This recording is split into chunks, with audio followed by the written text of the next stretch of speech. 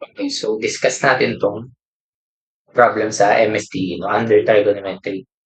So we are given tangent A is equal to 4/5 and binigyan din tayo ng expression, okay, na ma-express in the form of A over B. Okay, so sabihin rational expression na yung sagot, where A and B relatively prime integers serve for the value of A plus B.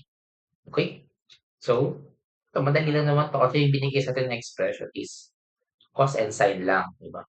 Then first quadrant naman, so wala tayong problema sa sign, so positive naman lahat ng angle natin sa first quadrant, eh, 'di ba? Kung drawing natin ang right triangle,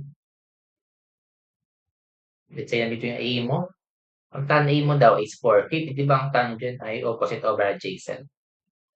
So opposite nung A natin over adjacent, 4/5, 'di ba? Then paano makuha nga 'to? Simple Pythagorean lang, J is equal to 4 squared plus 5 squared is equal to square root ng 41. Okay? Now, malalaman natin yung value ng sin A and cosine A, di ba? Ano yung value ng cosine A? Adjacent over hypotenuse, di ba? Then, yung sin A natin ay opposite over hypotenuse. So, 4 over square root ng 41. Okay. So, now, makuha natin yung value ng ating expression na 4 sin A minus cosine A all over 3 cosine A. Pa-plug in na lang natin yung values ng sin and cos. Then, yun na, tapos na, no?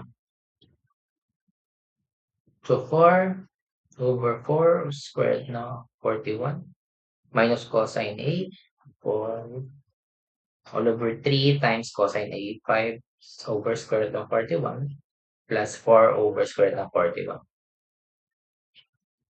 Okay, so dito, as you can see, parehas naman silang may square root ng 41. So, mga-cancel na to, di ba?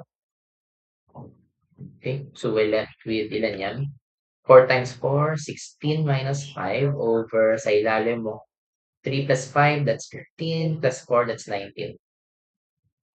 This is equal to 11 over 19. Okay? Then, ano pinapahanap? Diba? Ma-express daw ito in the form of A over B. Ito na yun, A over B, where A and B are relatively prime. Relatively prime, ibig sabihin, ang common factor lang nila ay 1. Which is tama naman, di ba? 11 and 19, common factor lang nila ay 1. Solve for the value of A plus B.